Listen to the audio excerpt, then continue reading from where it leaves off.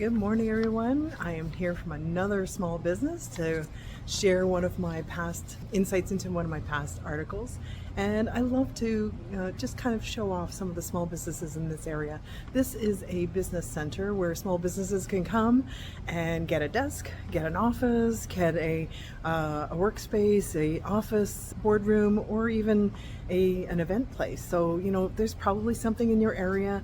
Check it out and see if you can get something that, just get out of your office sometimes. I know it really helped me, especially during the pandemic when everybody was at home. Anyhow, so today I'm talking about the 4 points of change with the adaptive process, and I wanted to tell you a little bit. So the 4 points were observe, evaluate, formulate, and implement. And I talked about observe already. So evaluate really is more about spending some time with your team and your important people and doing some brainstorming and figuring out what is important, what are the opportunities, what is it that you're actually going to implement. And then the big part is doing the formulation. So with the formulation, and you can go and take a look at the article, there's 10 points in there. So in the article, there's, I'm not going to read all the points, but there are some really important components that you have to think about when you're going through this.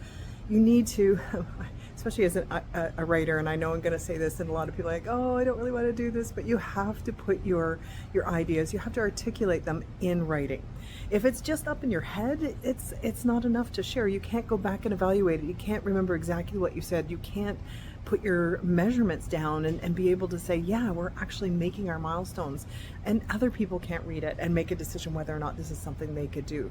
So make sure you articulate it in writing. Make sure you communicate it. You want it communicated with everyone, not just a couple of people that are, maybe brainstorming with you, the entire company. You want everybody on board. You want the buy-in, you want them moving in the same direction, you want them helping you.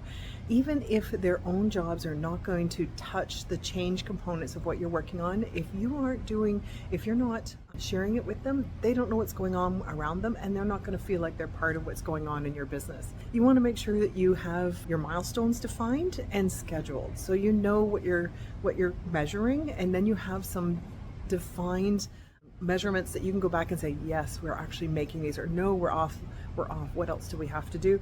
And then finally identify who it is that you want to be doing what. You're making some changes, and you just hope that everybody falls into place, that hope that the right resources and time are allocated to the different things that have to get done. No, spend some time and evaluate who it is that's going to do it, get them on board, get them accepting that that's what they're going to do, and then you can get into the change and the implementation, which I'll talk about in the next video.